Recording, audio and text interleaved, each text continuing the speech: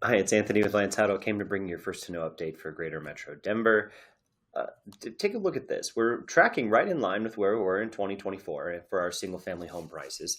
We're at 750,000, about 2.9% up above where we were last month, but we're still about 3.2% off of where we were this time last year. I mean, I don't necessarily know if this is a cause for concern, but it is definitely showing just a little bit of compression in the marketplace.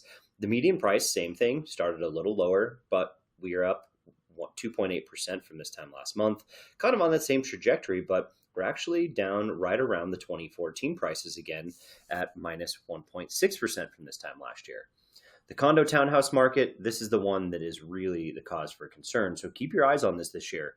We've seen a lot of compression over the last 3 years in this marketplace. It's been a slow erosion of price.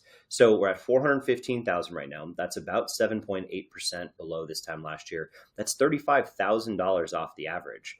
The median is not quite that bad. It's 7% down, went to 372. And if you look at our second check, you always look at that price per square foot to really see what's happening. Same thing you're seeing, just a little bit of an erosion in the single family home market, but also a lot worse in that condo townhouse market. So depending on where you're taking listings, it's really going to matter market to market specific, right? But as far as the metro area as a whole, condo townhouse market is feeling that compression with all the prices in HOAs that went up and just the affordability. And you just have not nearly as many buyers participating, and that's causing that compression. So watch that. I do think there's going to be some opportunity that pops up in this market. You definitely saw it in the last market cycle. So keep your eyes on condos. And there will definitely be some opportunity there for investors at some point. Now, if you look at the supply and demand, this is really going to tell you the most of what you would need to know, right? Active units on the marketplace is sitting right where it was a year ago, 8,600. We will absolutely see more listings come on the market than buyers this year because you're just seeing the same seasonal trends already. Even though interest rates are a little bit lower, that hasn't really unlocked a ton of buyers yet. It's not like we have a surge of buyers coming back to the marketplace. So inventory is basically where it was a year ago. Watch for the listing season, new listings. 4,800, slightly above last year. It's like pent up demand is really starting to show. We're going to start to see listing season here take off in March because that's about when sellers decide they want to start participating in the market. So you will absolutely see a lot more inventory.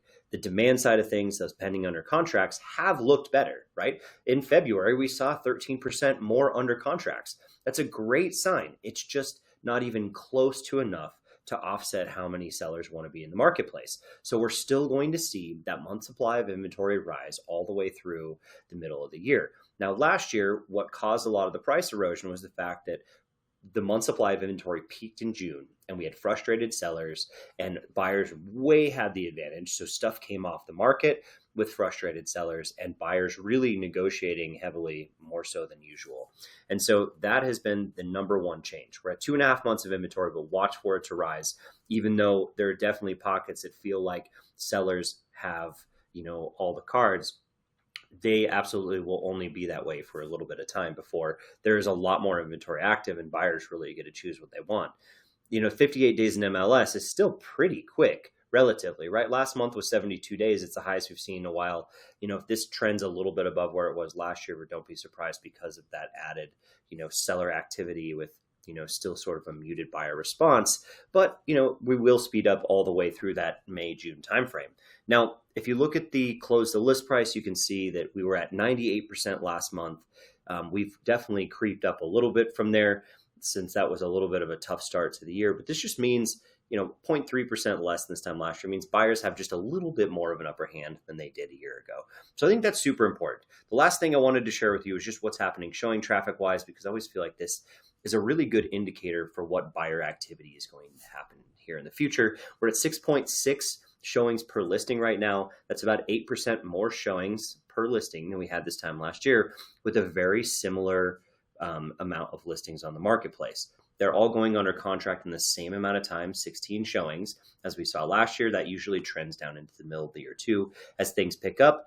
But it really shows that there is a little bit more buyers active in the marketplace. Just like we saw with the under contract numbers, that's going to continue hopefully for another month if this information is correct and really leads us to see what we're seeing. Also, I keep hearing anecdotally that open houses are still doing remarkably well, and we see so many showings go through there that this has been a little bit of a liar statistic for a while. But since it's been so consistent for so long, we can absolutely compare it to a year ago.